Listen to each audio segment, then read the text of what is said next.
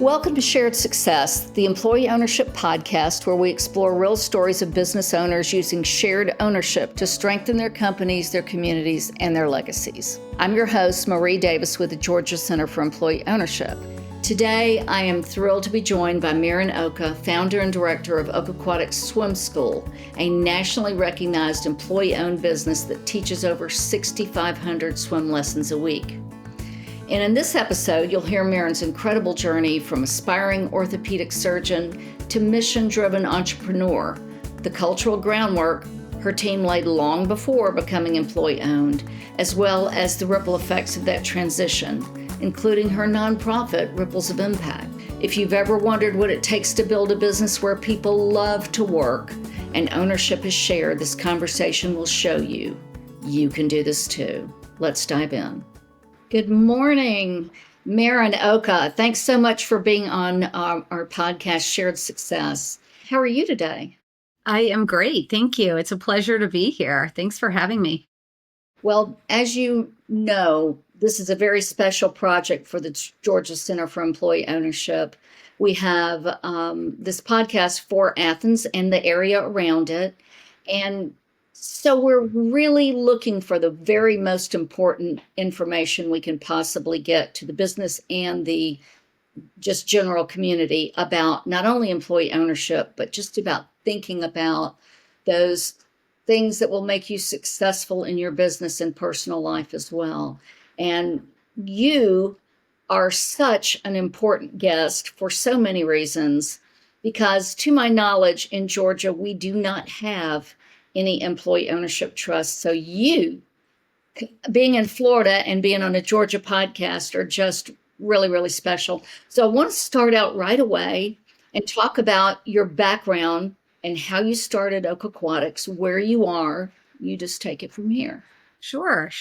And it's funny because I think we might be the only EOT in the state of Florida as well right now. So we're hoping to bring more awareness to that. There are a few. We can check that too. Absolutely. There are a few that are coming on soon, really, really soon. I've spoken to them. So actually, I was never meant to be a business owner. I was never meant to go into business. I was a college student. I was getting my degree in biochemistry. I was going to go to medical school and I was going to become an orthopedic surgeon. That was my plan. And at the age of 19, I found out I was pregnant. So I decided to move to Miami. I left school. I moved to Miami where my mother was living, and I had my son, Ian. And I actually did go back to school. I did get my degree, but when I graduated, he was a year and a half old, and I thought, there's no way I can go to medical school with a toddler. So I thought, I'm just going to open this tiny little business, and I'm going to teach some swimming lessons to get by until he gets older, and then I'll go to med school. And that was a long time ago. He's now over 30. He's 33 years old. And the business has had amazing success, and it's just been a really great journey. And the business has grown and grown and grown. We have 5 purpose-built indoor warm water locations. We teach about 6,500 swimming lessons per week in high season. And I never went to med school. I just kept doing this thing, and it grew and grew and grew. I love it. And so we chatted earlier, and I've heard you say many times that this is not just about being an employee-owned trust. It's about what you can teach these kids and how you can best do it. And just talk about employee ownership in general and what it does to foster, great mental health, and how you are using these things with the kids. Well, it's funny because kids, when you say the word kids, I think of 2 things. I think of the children we're teaching, because we teach life-saving skills. So the work that we do is so important. Drowning is the leading cause of accidental death in children ages 1 to 14 in the state of Florida. So the work that we do is so important. But we also hire a lot of kids. We hire a lot of teenagers and a lot of college students. And So we call those our kids too, and we're helping them grow. And that's part of our mission. One part of our mission is to our families to make them safer around the water. The other part is to our team members. We want to grow them under this framework of environmental and social responsibility so that we can grow the business in a sustainable way and make a bigger impact in the world. And we're a certified B Corporation, and we're members of 1% for the planet and conscious capitalism, and all those things have been part of the work that we do. And so for us, becoming an employee-owned company was a natural transition to all of that work that we had been doing. I think that just it's part of social responsibility. It's part of having a business that's a force for good. Our team members are the driving force behind this business. And I think it's, they're the truly passionate people, and that want to continue this business. And so I'm so excited that we were able to get it into their hands to continue the business. I've brought it to 30 years. They're going to bring it to the next 30 years. So I'm very excited about that. You're the triumvirate of our collaboration, because you are involved with conscious capitalism. Mm-hmm. You are a certified B Corp. Yes. And you're an employee-owned company through an EOT trust. So we love collaboration. Hey, this is an example of these three great nonprofits working together. Mm-hmm. I love the collaboration and the collaborative events that you're doing. I think that is so incredibly important.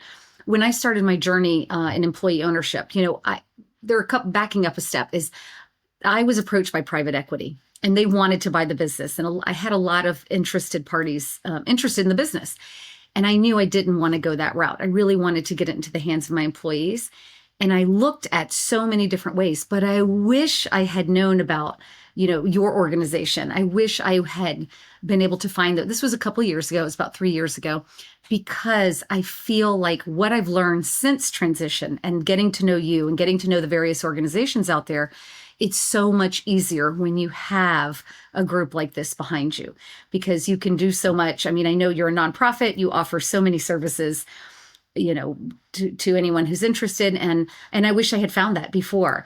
So I think that anybody who's interested in employee ownership needs to get in a group like this, and needs to really get in a network, where together we're stronger. And so I'm really excited to see this group and to see all the collaborations that are coming out now. And then I think you mentioned Ripples. I have, after I transitioned to 100% employee ownership, that was my 30th anniversary. I did that. So right after that, I started a nonprofit, and it's called Ripples of Impact. It's ROI. So it's the ROI of using your business as a force for good, the ripples of impact and the return on investment. And now, I go around the country, and I've been speaking on various things, employee ownership, B Corp certification, conscious capitalism, but also building an ownership culture and using business as a force for good. And anytime there's a speaking fee, it's a donation to Ripples of Impact. And what Ripples does is it provides tuition assistance and scholarships for children, swimming scholarships for children in underserved communities in our area. So it's just been this really great. I've really enjoyed doing that, because I enjoy talking about getting the word out about employee ownership and about all of this, but also about providing for swimming lessons and tuition assistance. It's been a really great thing. And I absolutely love that, because you are taking the best of all of these nonprofits and putting it all together. The event on June the 10th is about, really, we want to talk more about what leaders need to know about the future, about what these kids are looking for. And they're looking for purpose and meaning. And so that's the alignment I see between conscious capitalism, B Corp, and employee ownership mindset. Right. So you can certainly have that B Corp attitude without being a B Corp. You can Absolutely. have the employee ownership attitude without being employee owned, and you can serve in a capitalistic society without being a conscious capitalism member. Mm-hmm. So I think that really is terribly important. If someone new comes on, how do you help them start thinking about that ownership mentality? Yeah. Well, you said a couple good, really, really good points there. And one is that about purpose. I think that our team members, they're not just looking for paychecks, they're looking for purpose now. And I do think that's a growing movement. And I also feel that our customers are also looking to work with sustainable brands and more responsible companies. So I think that's where that value is in working with conscious capitalism and learning how to be a more responsible business is so important. And then also, a lot of people think that just because we became 100% employee owned, it was a light switch and suddenly everybody began to think like an owner. And that's not the case. We started this years and years before. We did a lot of work on personal financial literacy for our team. We wanted to help them. This personal and professional development, it's so important for them. It was important to help them in their personal lives, but it also, once they gain confidence in their personal finances, then we can introduce them to business concepts and business financials. And we've practiced open book management now for 3 years. And this was so, like, now that we're employee owned, we do it every month anyway. So it really, really helped them just think like an owner before we were actually employee owned. And I think any business can do that, and any business can have their team members think like owners, even if they're not employee owned. So I think that's really valuable, because then you get so many great ideas from your team and you get so much more engagement and inspiration. So for the business owner out there that when they hear open book management, they're shaking in their boots and turning off their ears. Yes. You're not sharing what everybody's making. Right. You're not sharing what you're making. Is that correct? Right. You're sharing financial information about why, if someone doesn't pay for their swim lessons, or someone doesn't, whatever they do, loses their swimsuit and has to buy another one, really affects the bottom line. Is that pretty good? Tell us about that. Yeah. So exactly right. We, open book management is a game changer for us, but you're not sharing the salaries of everyone, but you're sharing that if we have a class with 3 children in the class, or we have a class with 1 child or 2 children in the class, and they're all paying the same amount, which is better? It's more efficient and more effective to have a fuller class. We talk about fill rates. We talk about driving twice a week enrollments. We're just anything that drives revenue in the locations. It really helps them understand the numbers. It helps them see how we make decisions. It helps them understand the seasonality of our business, because we still have a really high peak in the summertime. And so in the winter, we depend on those summer months, those really healthy summer months to help us get through the winter. So it really helps them understand the decisions that we've had to make and how we pay people and all sorts of different things. So they are so incredibly engaged. They are so excited every week to see the statistics and the trend lines updated and everything. And it has really helped them feel like they can make a difference and how they can really help. So I think it really is amazing. I am sure it is. And so I know that you have a very unique situation, because it is semi-seasonal. About 50 are full-time. Wow. And so, yes, so we are year-round, but we definitely still feel those seasonal fluctuations. And, we do have some people, our full-timers have been here probably, if you just walk up to any of them and talk to them, they've been here 10 or 12 or 15 years, more than that too, for some of them. So they've been around for a long time. We do have a lot of part-time seasonal team members, because they're in high school or college, and they're working while they work on their degree. Sometimes they get their degree and then they go off into the world and they get their real job. And then many of them come back to us and want to come back to work, and then they become a full-timer. So we have we have so many different team members with us. You have really grown. So is that how you made, because you have so many part-timers, is that why you made the move to an employee ownership trust versus an ESOP model? Well, there were a couple of reasons why I did the employee ownership trust. So one was that it was a lot. I actually hired a firm, and I did evaluation and a feasibility study to become an ESOP. If EOTs didn't exist, I'd probably be an ESOP. Mm-hmm. So I was on the path, and I was doing all of the work for it. And I thought, it was a pretty good model. There were a couple of things that were just not going to be perfect for us. And one is that as an ESOP, it is a retirement benefit plan. There's a lot of oversight by ERISA and the Department of Labor, as we all know. And it also causes it to be more expensive because the process itself was quite expensive, but also the yearly fees of doing an evaluation every year was a bigger expense. Also, I wasn't quite sure how my team tend to be a little bit younger, how they were going to feel about all of their benefit tied up in stock. We really thought that it was going to be, the EOT is more of a profit sharing plan, and that way they get the money now when they need it most. And so that was another reason why we chose to do that. And then also the one thing that really kind of still got me, I wasn't completely sure about the ESOP, was that it still could be sold to private equity. The trustee is a fiduciary, and if they get an offer that's high enough, the business could be sold. And unfortunately, I've seen a lot of our businesses in our industry get sold to private equity. They're putting a lot of the businesses together, and it's changing. And I was really worried that it would change our B Corp status and change all of all of the things that we do, membership and conscious capitalism and 1% for the planet. I was worried that all of that might be affected if it went to private equity. So with an employee ownership trust, I'm really excited because I think it was a win-win-win.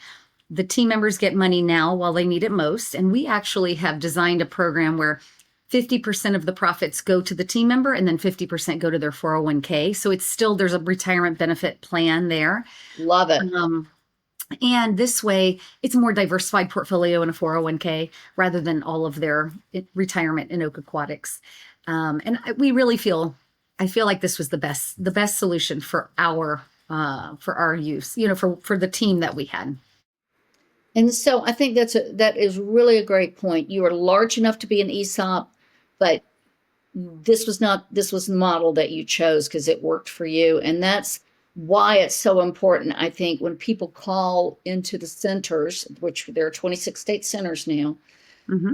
They need to understand that we're not pushing them into anything. I have sent more people away than I have helped because this is not right for them at this time. I see the Employee Ownership Trust is changing that, but they might need to spend some time with an accountant. They might need to go through the SBDC.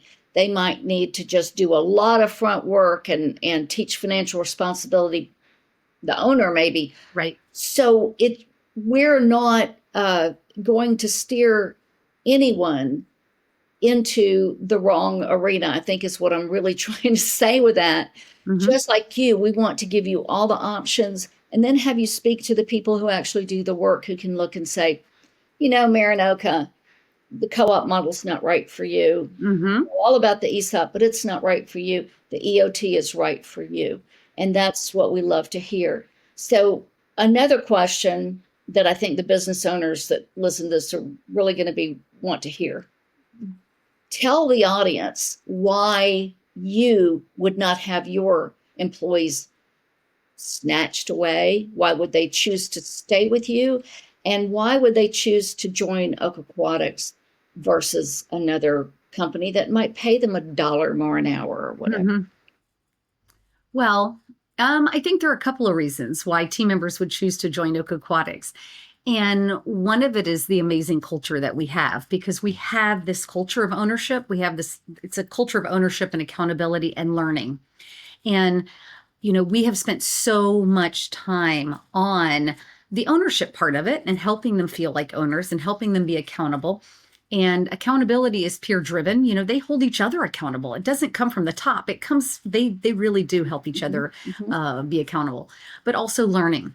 It's all about lifetime learning, but it's about personal and professional development. So we want them to get better at their job, but we also want them to get better at their life. We want them to have the financial tools to be able to, to manage their own finances, to get out of debt, we do a lot of English and Spanish classes, for those, because I'm in Miami, so we're a very multicultural area. And for those who don't speak Spanish, we want them to learn how to speak Spanish. For those who don't speak English, we want them to learn English. So we just do a lot of life lessons also. And I think that's a win for the business, because when people feel like they're growing in their job, they want to stay longer. And if they're staying longer, our customers are staying longer. And if our customers are staying longer, our bottom line is healthier and it's happier. So, and then at the end of the day, that means more profit at the end of the year. And that means more split up for the team. So right now we have 50 co-owners, and they get a share of the profit at the end of the year. And it has been really great. Our first year was last year, and we told them all they're not going to make a lot of money in the first year. And they kept asking, like, about how much? What do you think? What do you think? And we told them $17, because I didn't want them to go and buy the car or start thinking about, So they actually made 4% of their salary. At the end of the year, they all received Fabulous. 4% of their salary. And so I thought that was really good. We did that. I want them to I'm really excited that they got a profit share in the first year, because this just keeps them more and more excited and engaged about what can we do? How can we work on this to make it better? How can we drive revenue? They're really, really thinking like owners, and that's been great. It's so much better to have 50 owners than one. 50 brains are stronger than one. I can't stress enough that we're not just talking to business owners here. I want everybody who is contemplating a move in their life, or just, looking for a company to work for. I believe that those young people who are not going to stay with you because they're doing it a part-time, and they're going to go on to be doctors, lawyers, whatever they're going to be, construction people, they're going to look for an employee-owned company. They're not going to settle for less. Yeah, I hope so. I really would like to see a movement where there are more employee-owned companies. I mean, I really think that this helps to close that wealth gap that we see, here in the United States, here in South Florida, especially. I think that was one of the big reasons why I chose to do what I wanted to do. Is you can live in Miami and work very, very hard and do very well. But you can also live in Miami and work very, very, very hard and have 8 people living in a 2-bedroom apartment, paying $4,000 a month in rent. It's pretty crazy. So we wanted to keep the wealth local. We wanted to help our team members make more money to be able to send their kids to college and buy homes and things like that. And so I really hope that when people, when they leave us, we want them to be better than the day they started, right? With the personal and professional development. But when they leave us, we want them to go off and find a job where they're going to be fulfilled and satisfied, hopefully in an employee-owned company. That would be great. Or maybe they start their own employee-owned company. That would be really amazing. So I want to thank you again so much for being on our Shared Success webcast. And I want to ask one last question. You speak to business owners all the time. And I know you don't know probably a single one who's listening today. But what advice would you give them, just if they're not contemplating employee ownership, or if they are, what's your best advice that they need to do to take care of their employees and themselves? I think it's get into a network, get into a group where you can talk about your experiences. Some of my best lessons have come from other businesses, other industries. I think together we are stronger. That's really, really important. And, being with a group of like-minded, values-aligned, mission-driven organizations has really helped me in growing my business and scaling my business and finding ways to make it better and do more for the team members and continue to grow the business. So I definitely think that organizations out there, that do the work that you do, that there are so many different organizations you can belong to, but I think together we're stronger, and they should really look for a team, a group to collaborate with. Words of wisdom.